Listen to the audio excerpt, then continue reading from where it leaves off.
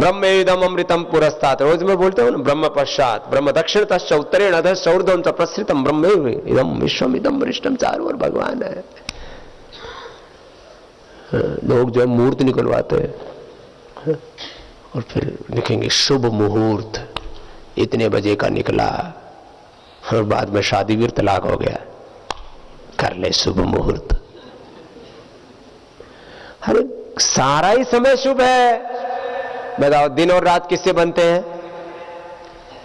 सूर्य और चंद्रमा की, पृथ्वी की गति से। ये सूरज किसने बनाया? शैतान ने कि भगवान ने? तुमने बनाया है, थारे बापू ने बनाया है। फिर इतनी तो बात ठीक से बोलो, सूरज किसने बनाया? चांद किसने बनाया? धरती किसने बनाई? हम सबको भी किसने बनाया? तो सूरज चंद्रमा और धरती से बनने वाला समय शुभ होता है कि अशुभ? तो फिर ये क्यों चक्कर में पड़ रहे हो? ये दिन शुभ है, ये दिन अशुभ है। हमने तो एक बार भी पतरा दिखवाया ही नहीं और एक दिन भी काम बंद किया ही नहीं। मैंने कहा हर घड़ी शुभ है, हर क्षण शुभ है, एक एक दिन एक एक जिंदगी के बराबर है। अब ये मूर्ति दिखवाते रहते तो आधा टाइम तो ही खराब हो जाता और फिर इसमें भी इतना बावड़ापन करते। ये दिशाशूल है, इस दिशा में मत जाना। दिशाशूल, दिशाओं में भी कांटे घुसा दिया बावड़ो। दिशा में कौन से कांटे लग रहे? और बोले बिल्ली रास्ता काट जाए तो न जाना। अरे कोई शेर आ गया था, बिल्ली रास्ता काट दे वो। अरे बिल्ली रास्ता काट जाए तो तुम गाड़ी में हो, साइकिल पे हो, मोटरसाइकिल पे हो और तुम आदमी हो, तो बिल्ली जंगली जीव है, उसको जाने का पहला अधिकार है। पहले बिल्ली को जाने फिर तुम निकल जाओ। ये क्या बात है? बता, फालतू के चक्कर, बिल्ली रास्ता काटेगी। और फिर ज्योति भी बिल्ली रास्ता काट जाए तो क्या करे, छींक आ जाए तो क्या करे? मैं बताऊंगा, तू बताओगा, बावड़ा कहीं का। ये मार्केटिंग है। जो कोई ऐसे बताए ना, उस ज्योतिषी को अपने घर बुलाना, उसके जूते छुपा देना, बोले पहले अपने जूते बता कहां है, तो तेरे ऊपर पड़ेंगे। अभी 10 फीट दूर रखे, अपने जूते बता नहीं सकता। और ये आकाश की, ब्रह्मांड की, भविष्य की, वर्तमान की, पता नहीं भूत की सारी बातें बता रहा। ये बेवकूफ बनाते रहते लोगों को। भाइयों बहनों, आप लोगों को भी बहुत काम करना है। मैंने कहा हमने सपना नहीं दिखाया। पहले लोग कहते थे योगी ऐसा होता है, योगी ऐसा होता है, योग ऐसा होता है। फिर लोग सोचते थे भाई तो बहुत बड़े योगी जी महाराज है, और योग तो योगियों को ही करना चाहिए। वेदों के बारे में बात करते थे, मंत्र कोई नहीं पढ़ते थे। और गायत्री मंत्र, बोले गायत्री मंत्र तो स्त्रियां सुन लेंगी तो मंत्र अपवित्र हो जाएगा, इसलिए बहुत जगह हवन चलता रहता था। हाँ, जो हवन कराने वाले होते थे वो भीतर भीतर गुण करके स्वाहा स्वाहा, यजमान का नाश हो स्वाहा।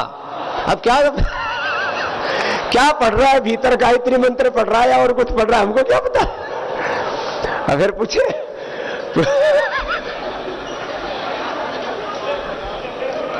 उससे कोई पूछे भाई आप मंत्र बोल क्यों नहीं रहे, बोले मंत्र अपवित्र हो जाएगा, क्योंकि ये शूद्र के और स्त्री के कान में पड़ जाएगा। स्त्री शूद्रो ना धीयताम।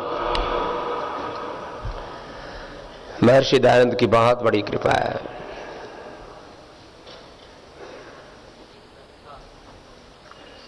गायत्री मंत्र कैसे अपवित्र हो सकता है?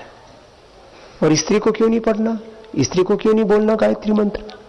यदि पुरुष पवित्र है तो पुरुष कोई आसमान से टपका है क्या? हर पुरुष मां की कोख से पैदा होता है।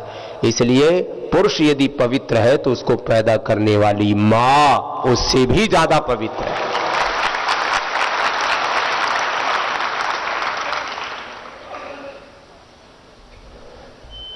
पता नहीं क्या क्या उल्टा पुल्टा चल गया था देश में। अपने को बहुत सेवा करनी है। ये तो अभी मैंने कहा हमें गौरव है कि योग का, आयुर्वेद का, स्वदेशी का, ऋषियों की जान परंपरा। वेद के ब्राह्मण ढूंढने चलो तो मिलते नहीं थे वेद के पंडित। और पहले ब्राह्मण जो जन्म से ब्राह्मण है वही वेद पढ़ता था। बोले वेद केवल वही पढ़ेगा जो जन्म से ब्राह्मण है। वेद विद्यालय खुले हुए थे अलग अलग जगह, बहुत सी जगह। बोले इनमें केवल ब्राह्मणों के बच्चे प्रवेश पाएंगे, क्योंकि वेद तो केवल ब्राह्मण पढ़ेंगे, योग तो केवल योगी पढ़े। मैं दक्षिण में गया, सारे वेद के पंडित बैठे हुए थे वहां दक्षिण में। एक एक को 4 वेद कंठस्थ है, एक 2 3 तो बहुतों को कंठस्थ है। सब बैठे थे। मैंने सबके बीच में कहा, मैंने कहा भाई देखो, मैं आज आपसे एक बात कहना चाहता हूं। सब आप महाविद्वान हैं, लेकिन एक बात सुनो भाई, ये मत कहो कि वेद केवल ब्राह्मण पढ़ेंगे। ये तो पक्षपात हो गया, ये इनजस्टिस है, यह अन्याय है। हम सब ईश्वर की संतानें हैं, हम सब ऋषियों की संतानें हैं, ये ठीक नहीं है। तो बोले बाबा जी क्या होना चाहिए? मैंने ऐसा होना चाहिए, वेद केवल ब्राह्मण ही पढ़ेंगे ऐसा नहीं, जो भी वेद पढ़ेंगे वो सब ब्राह्मण हो जाएंगे, ऐसा होना चाहिए। जो भी योग करेंगे वो योगी हो जाएंगे, ये होना चाहिए। और आज करीब 500 बच्चों को हम वेद पढ़ा रहे हैं,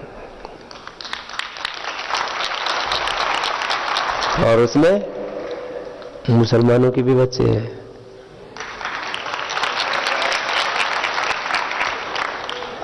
ये तो आजकल ये घर वापसी और पता नहीं क्या क्या चल रहा है। वैसे शुद्धि का कार्य स्वामी श्रद्धानंद जी उन्होंने शुरू किया था, कालांतर में फिर उस कार्य को दूसरे भी संस्थाओं ने हाथ में लिया। भाई उसमें दलितों के बच्चे हैं, आदिवासी हैं, किसानों के बच्चे हैं, ब्राह्मणों के भी बच्चे हैं, वैश्यों के भी बच्चे हैं। ब्राह्मण, क्षत्रिय, वैश्य, शूद्र, हमने सबको वेद पढ़ाया है। और उसमें विद्वान तैयार हो गए, और तैयार करेंगे, अभी तो आगे और बनाने वाले हैं। हम मानव को महामानव, महापुरुष, दिव्य पुरुष, आप्त पुरुष बनाना चाहते हैं। सामान्य जीवन जीना ये कोई बड़ी बात है क्या? 125 करोड़ हिंदुस्तान में, पूरी दुनिया में 700 करोड़ लोग जी रहे हैं ना। ऐसे व्यक्ति तैयार हो, एक एक व्यक्ति हजारों लाखों व्यक्तियों जितनी शक्ति लिए हुए हो, ऐसे दिव्य मानव तैयार। और उनके द्वारा फिर से इस देश में ऋषि युग आए, वैदिक युग आए, सतयुग आए। दोबारा से हमारी आंखों के सामने हम देखें कि गौतम, कणाद, जैमिनी, पाणिनि, पतंजलि ऐसे ही होते थे, ऐसे ही थे विवेकानंद, दयानंद, ऐसे ही थे राम और कृष्ण। इसलिए तो रोज सुनाते हैं आपको,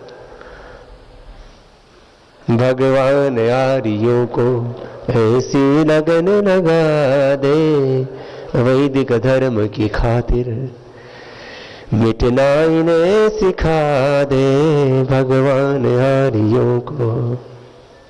फिर राम कृष्ण निकले घर घर गली गली से, अर्जुन व कर्ण जैसे योद्धारण स्थली से, भीष्म से ब्रह्मचारी और भीम महाबली से, गौतम, कणाद, जैमिनी, गौतम, कणाद, जैमिनी, ऋषिवर पतंजलि से, ऋषिवर पतंजलि से, फिर से कोई दयानंद, फिर से कोई दयानंद, जैसा ऋषि दिखा दे, भगवान हारियों को ऐसी लगन लगा दे, वैदिक धर्म की खातिर जीना इन्हें सिखा दे, वैदिक धर्म की खातिर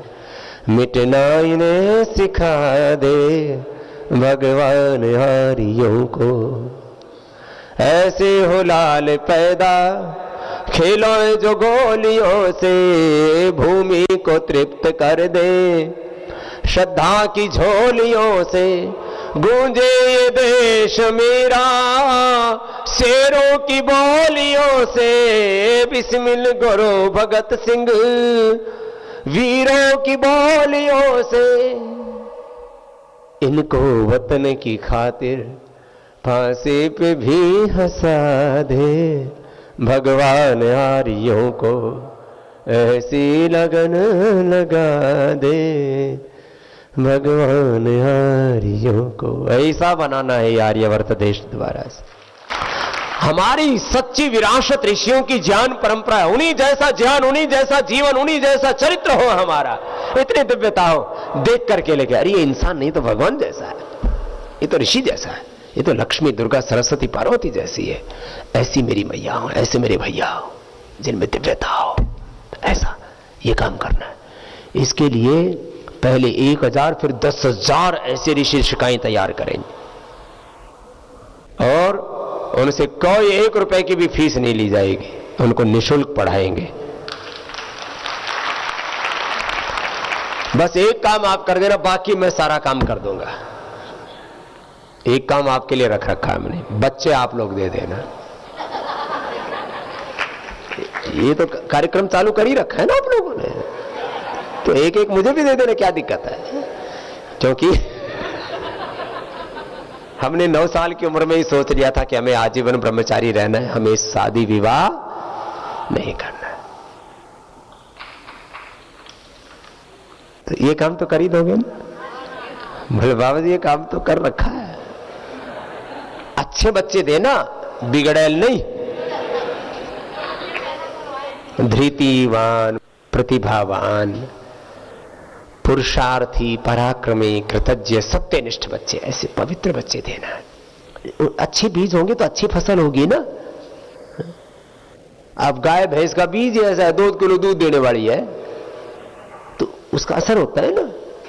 अब फसल बाजरा हो, गेहूं हो, चना हो, गन्ना हो, कुछ भी हो, जैसे बीज होता है उसका तो असर होता है। तो आपका भी असर होता है, फिर वो आत्मा भी प्रारब्ध लेके आती है अपने पिछले। ऊंचे प्रारब्ध वाली आत्मा ही चाहिए मुझे। दोगे ना? क्या बात है, सन्नाटा सा छा गया।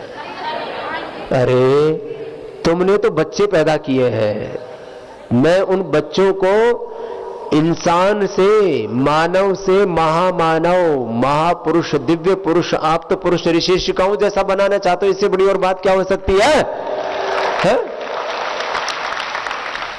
लेकिन बस थोड़ा आपको मोह पाश काटने पड़ेंगे। मोह पाश नहीं काटोगे तो ऐसे भी कटने वाले हैं। ये संसार तो छूटने वाला है, पहले छोड़ दो तो सुखी हो जाओगे मेरी तरह से। मेरे जैसा कोई सुखी नहीं है, न ओबामा सुखी है, न मोदी सुखी है, न अंबानी मेरे जैसा सुखी है, क्योंकि मुझे कोई चिंता नहीं है और काम पूरा करता। मोदी जी को भी थोड़ी बहुत तो चिंता होती है, ये मंत्री संतरी उल्टे पुल्टे स्टेटमेंट देते रहते हैं।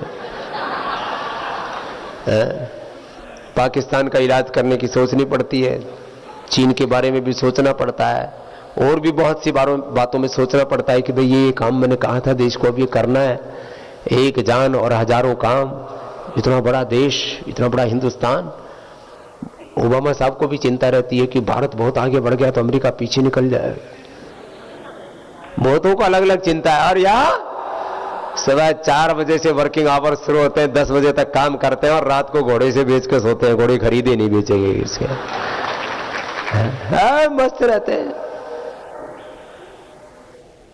सुबह से शाम तक। जैसे अभी आप लोग मस्त हो ना, बताओ इस समय तुम्हें कोई टेंशन नहीं, ऐसे खुश रहा करो हमेशा। आदमी को खुशी ना भीतर से मिलती है। ये सोचते ना, खुश आदमी तब होता है जब खुद में होता है,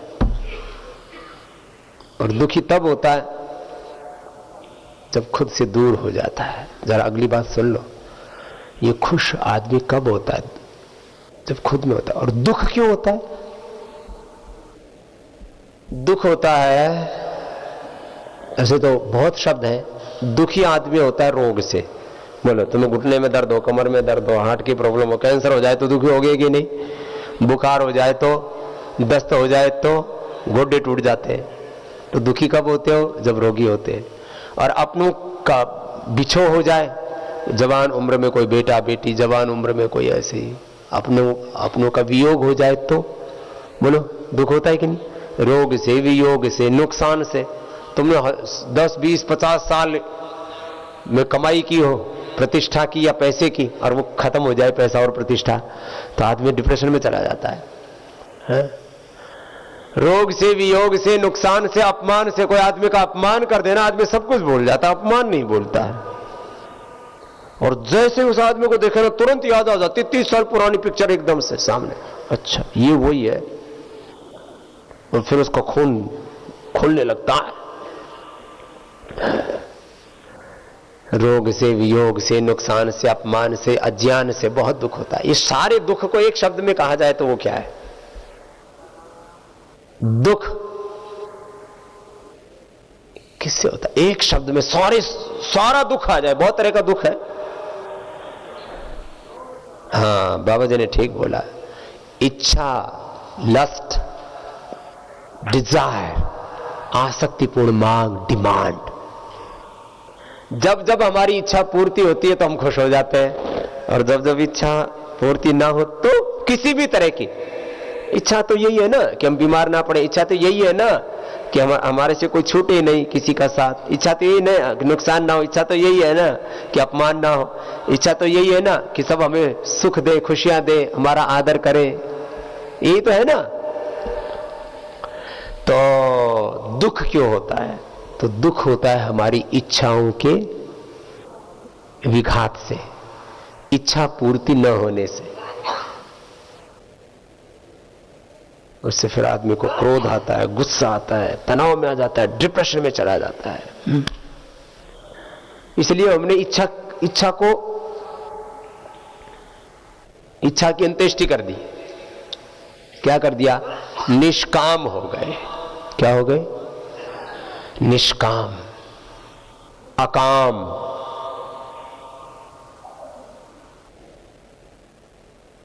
अनासक्त। इसीलिए हमारे बोल जाता है निष्काम कर्म, निष्काम प्रवृत्ति, निष्काम पुरुषार्थ, निष्काम तप, निष्काम सेवा। इसी को अनासक्त कर्म, अनासक्त सेवा ऐसा बोला जाता है। समझ में आई बात?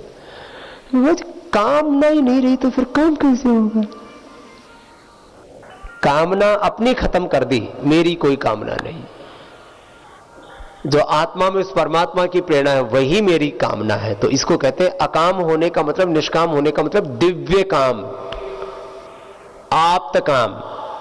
उसी कोई दिव्य जीवन, दिव्य पुरुष कहते हैं। आप्त काम हो जाना, आत्मा में जो परमात्मा की प्रेरणा उठे वही हमारे लिए अंतिम है, ऐसा मान करके जो जीते हैं, निष्काम सेवा करते हैं, सुबह उठ करके योग साधना करते हैं, उनका अभ्युदय निश्चय सब सिद्ध होता है। अब बताओ, मैं आपके सामने बैठा हूं, कोई कामना लेकर के नहीं बैठा, आसक्तिपूर्ण मांग, ये 4 शब्दों में इसको समझो जरा। ये जो है ना, कुछ लोग समझते हैं ये निष्काम कैसे होता है, कामना के बिना काम कैसे होता है। तो आत्म प्रेरणा, आत्माज्ञा, वेदाज्ञा, गुरु आज्ञा, शास्त्राज्ञा में जो चलते हैं वो आप्त काम है, वो निष्काम का कर्म कर रहे हैं, वो निष्काम सेवा कर रहे हैं। यह क्या लिखा है पीछे? निष्काम सेवा, बीच में साधना, और इधर अभ्युदय निश्रेयस। अभ्युदय मतलब भौतिक समृद्धि, निश्रेयस माने आध्यात्मिक उन्नति, समाधि, इसको निश्रेयस कहा जाता है।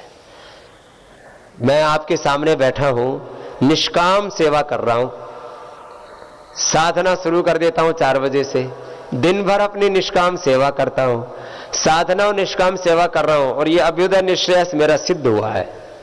मैं प्रमाण हूं तुम्हारे सामने। अपना उदाहरण इसलिए दे रहा हूं कि दूर की बातें थोड़ा समझ में कम आती है, अपनी बड़ाई के लिए नहीं कह रहा हूं। मैं दुखी हूं क्या? बोलो।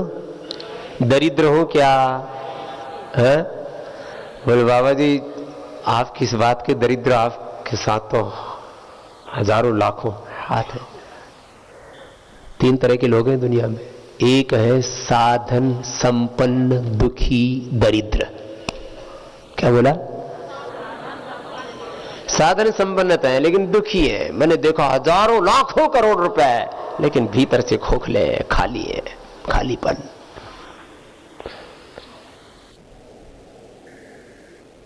युवागार के एतत् अक्षम अविदित्वा अस्मात् लोकात् प्रैतिस कृपण कंगाल दरिद्र महादरिद्र, साधन संपन्न दुखी दरिद्र। दूसरे साधनहीन दुखी दरिद्र। हमें तीसरी तरह का आदमी बनना है। कैसा? साधन संपन्न सुखी प्रसन्न, ऐसा बनना है। मैं आपको ऐसा ही देखना चाहता हूं सबको। तो ऐसे बनोगे ना सब, ऐसे ही रहो। हमारा आशीर्वाद सबके साथ है। मैं अपने जैसा सबको देखना चाहता हूं। मैं जीते ही जी खुद भी मुक्त होना चाहता हूं और आप सबको भी मुक्त करके ही छोड़ूंगा। सब साथ साथ ही चलेंगे। सब कर दो दूर प्रभु मेरे मन में अंधेरा है, जब से तेरी लगन लगी हुआ मन में सवेरा है। इतना बता दो प्रभु मेरी मंजिल है कहाँ, मुझे ले चलो वहाँ जहाँ संतों का डेरा है। कर दो दूर प्रभु मेरे मन में अंधेरा है, जब से तेरी लगन लगी हुआ मन में सवेरा है। कोई नहीं अपना यहाँ एक आसरा तेरा है, कर दो दूर प्रभु। आनंद क्या करो, ऐसे मस्त रहा करो। आनंद कराऊंगा आपको खूब। 3 दिन में आपको पूरा खुश करके भेजूंगा। ऐसा खुश करके भेजूंगा कि जिंदगी में एक बार भी अब दुखी हो ही नहीं, गम आए ही नहीं आपके लिए। ऐसे खुश खुश। देखो ये साधना, ये निष्काम सेवा, यही आपकी स्थायी संपत्ति है। बाकी तो मान लीजिए तुम्हारी मृत्यु जल्दी हो जाए बहनों की और तुम्हारे पति जिंदा रहे और फिर तुम पैदा होकर के फिर आ जाओ और फिर अपने पति से कहो कि मैं तुम्हारी पत्नी हूं, तो कोई एक्सेप्ट कर लेगा? है? वो बोलेगा ये इस वाली से तो पिंडा छोड़ नहीं रहा, तू एक और आ गई।